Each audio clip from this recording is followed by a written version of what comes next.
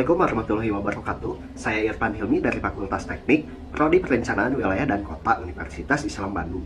Di sini saya akan memaparkan tugas akhir yang berjudul Arahan Penggunaan Ruang Berdasarkan Tingkat Kekritisan Lahan di Desa Lagadar, Kecamatan Margasih, Kabupaten Bandung. Nah, di sini latar belakang dari penelitian, adanya pertumbuhan jumlah penduduk menjadikan kebutuhan akan lahan terus bertambah dan meningkat setiap tahunnya. Nah, akan tetapi untuk luas lahan yang tersedia tidak akan bertambah tentunya. Dan di Desa Lagadar ini terdapat penggunaan lahan sebagai tempat pertambangan batu andesit, yang dimana di pertambangan tersebut teridentifikasi adanya erosi.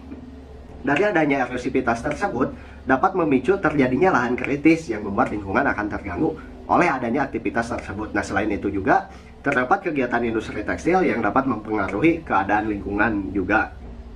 Nah, lahan kritis itu sendiri merupakan lahan yang telah mengalami kerusakan fisik, kimia, dan biologi sehingga kehilangan fungsinya atau berkurang unsur hara terhadap lahan.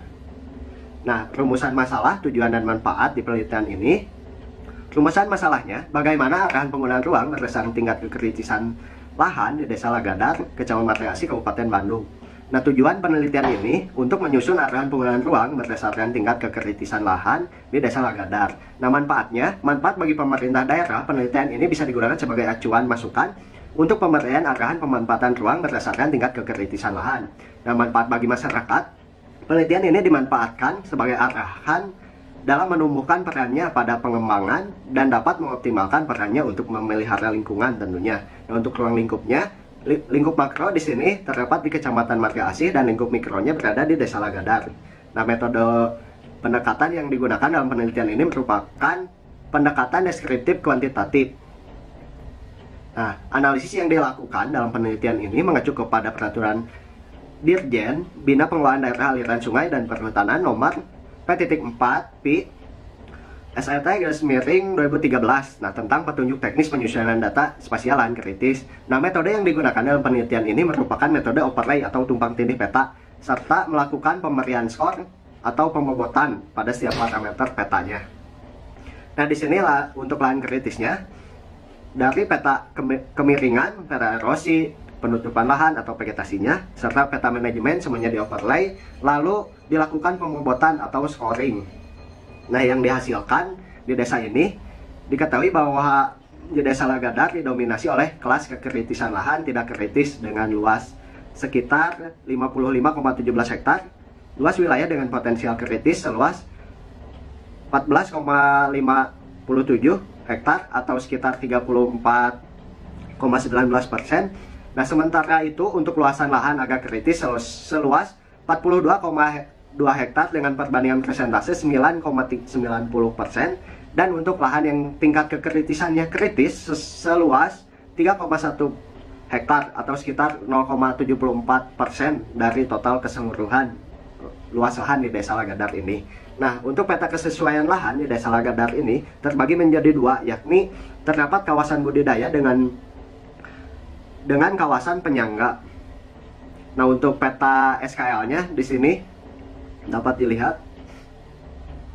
Dan untuk peta daya dukung daya tampungnya, daya dukung yang didapatkan nilai DDPM-nya sekitar 0,76, yang dimana nilai tersebut merupakan kurang dari 1, yang artinya bahwa daya dukung permukiman di sini rendah atau tidak mampu lagi menampung penduduk untuk bermukim atau membangun ruang dalam wilayah potensial tersebut.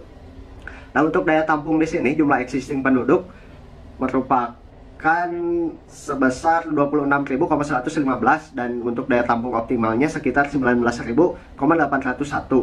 Nah, untuk sosial ekonominya di Desa Lagadar ini, mata pencaharian masyarakat didominasi oleh buruh pabrik yang bekerja di pertambangan, akan tetapi masih terdapat juga buruh tani atau petani yang dapat menopang juga untuk kebutuhan pasokan beras. Dan di Desa Lagadar ini merupakan desa yang masih terdapat kegiatan seperti gotong royong, dan bisa dibilang untuk tingkat sosialnya antar masyarakat di sini masih baik.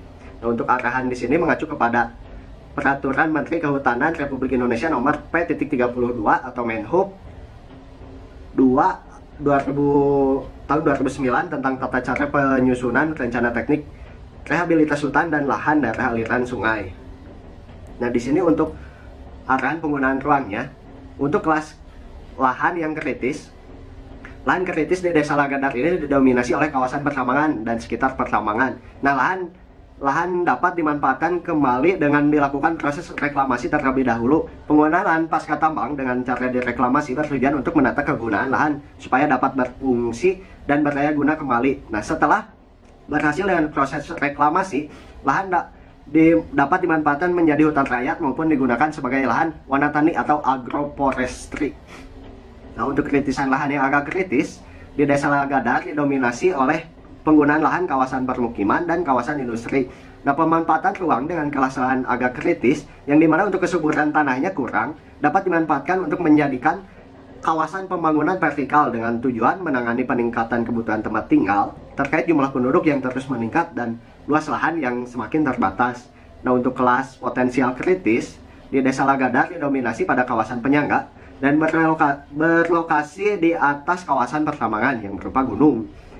Nah, arahan yang diarahkan untuk kawasan ini sebaiknya tidak terlalu dieksploitasi, yang mengingat kawasan tersebut merupakan kawasan penyangga, sehingga agar tetap bisa menjaga untuk kestabilan ekosistem alam.